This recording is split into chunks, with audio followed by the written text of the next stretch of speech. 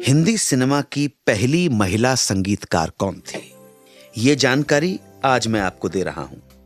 Silent फिल्मों के बाद जब टॉकी फिल्म्स का दौर शुरू हुआ, बोलती फिल्मों का चलन शुरू हुआ, तो उस वक्त मेल म्यूजिक डायरेक्टर्स ही डोमिनेट कर रहे थे।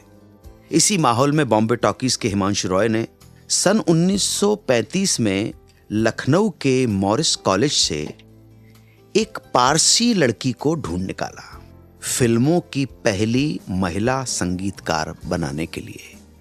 देखिए, लखनऊ सेंट्रल इंडिया उत्तर प्रदेश का एक शहर, और वहां से एक कॉलेज से एक लड़की, और वो भी पारसी, और बनाने की ठान ली कि इसको बनाऊंगा हिंदुस्तान की पहली फीमेल म्यूजिक डायरेक्टर। मगर समस्या ये थी कि उस समय में बिरादरी को, पारसी बिरादरी को, पारसी समाज को ये नागवार लगा कि उनके समाज की कोई भी लड़की फिल्मों से जुड़े किसी भी रूप में।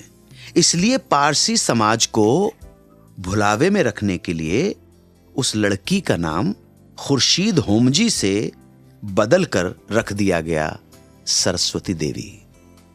और यही सरस्वती देवी हिंदी सिनेमा की पहली महिला संगीतकार बनी।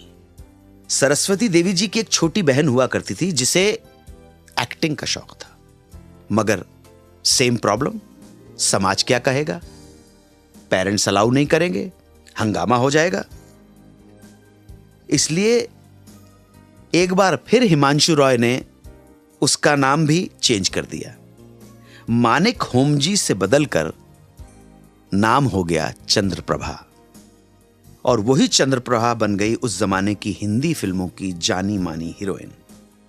अब इत्तेफाक देखिए कि इन दोनों बहनों की वजह से प्लेबैक सिंगिंग का आइडिया आया कैसे।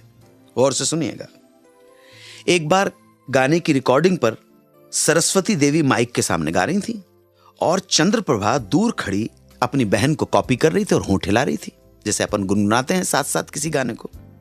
कहते हैं कि इसी घटना से प्रेरणा लेकर कुछ वर्षों बाद प्लेबैक सिस्टम की शुरुआत हो गई। इसलिए हम कह सकते हैं कि इन्हें प्लेबैक सिस्टम की जन्मदात्री अगर कहें तो बुरा नहीं होगा।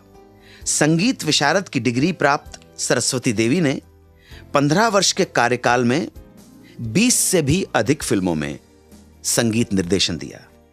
उनकी खास फिल्में जवानी की हवा, अछूत कन्या, निर्मला, बागी, बंधन, झूला वगैरह वगैरह।